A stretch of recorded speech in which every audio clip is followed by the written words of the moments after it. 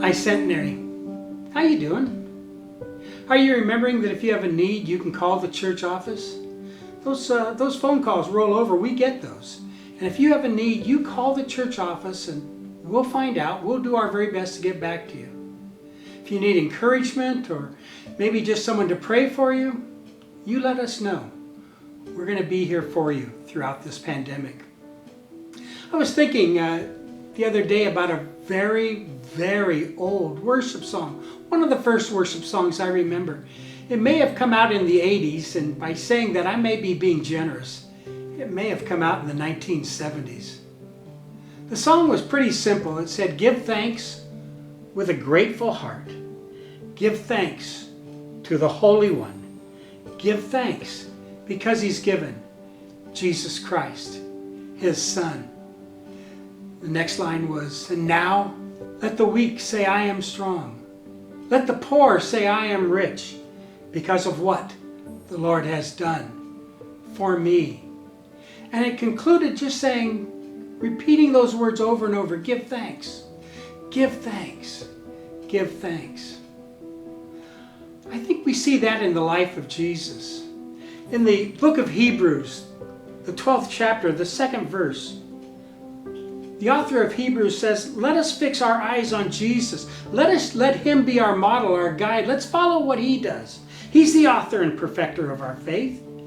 And then the author says this, "For the joy set before Him, He endured the cross, scorning its shame, and sat down at the right hand of the throne of God."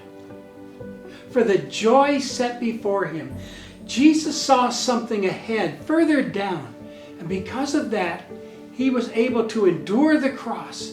He was able to scorn its shame. He was able to take the pain. He was able to do what He did to save us. Jesus saw the joy, and I think that's what we need to do too. We need to look past the coronavirus. We need to look for the joy. We need to be a people who do that, who demonstrate that by practicing gratitude. Now, the only problem with that is practicing gratitude is very, very difficult. It's easier for us to focus on our losses than on what might be coming. Let me give you a strange and silly example of that. A few weeks ago, I received notice that my high school graduating class, Dinuba High School, class of 1970, was being invited to come back to Dinuba and sit on the football field with the graduating class of Dinuba 2020. We've done this in Dinuba for years. The graduating class invites those who graduated 50 years earlier to come and sit with them on the field. Well, that invitation came since this is my 50-year reunion. And when it came, Cheryl and I looked at it, and I looked at her and said, I don't think I want to go. And she asked me why, and I said, well, lots of reasons. One, graduation is in late May, and we'll be on a football field, no dome stadium, nothing over our heads. It'll be warm in Dinuba, and that sun beating right down upon us is going to be uncomfortable. Plus, I haven't gone to a lot of my reunions. In fact, I only went to one, and that was 30 years ago. And I didn't remember most of the people back then.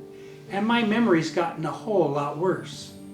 And then, not only am I afraid I won't remember them, but a few years ago, Cheryl and I went back for one of her reunions. And someone said, hey, let's get a picture of everybody who graduated from Dinuba High. So I went over and stood next to Cheryl in the picture. And they looked directly at me and they said, excuse me, sir, this is just for people who graduated from Dinuba High. And I said, I did graduate from Dinuba High. And they said, no, sir, Dinuba, California. And I said, I did graduate from Dinuba High, Dinuba, California. Class of 1970. See, nobody remembered me. Because of all those things, I thought to myself, Cheryl, I don't know if I want to go. It's going to be too hot. I'm not going to remember people, and more people aren't going to remember me. Well, then the coronavirus hit. And this pandemic said, hey, it's not safe for you to come down here. And all of a sudden, I found myself saying, wait, I might want to go. See, it's easier for us to focus on our loss. But Jesus said, don't focus on what you've lost. Focus on what's down the road, the joy that was set before Jesus. That's what you and I need to do. See, this pandemic is not going to last forever. There's going to be a day when we're going to be together again. And we're going to celebrate together, and we're going to hug each other, and we're going to be the church together. And I want you to focus on that joy. And I want you to give thanks to the God who's going to make that happen. Let's practice being a people who give thanks to God. Let's practice being the people of God. All right, church? We'll see you again real soon. You take good care. I'm praying for you. Bye-bye. Today's altar flowers are dedicated to the 4 young people from Centenary who recently entered military service. Sean Thompson, Alyssa Love, Danica Bell, and Seth Wyrick. Church, please pray for their safety and pray that their faith would be strengthened during their years of service.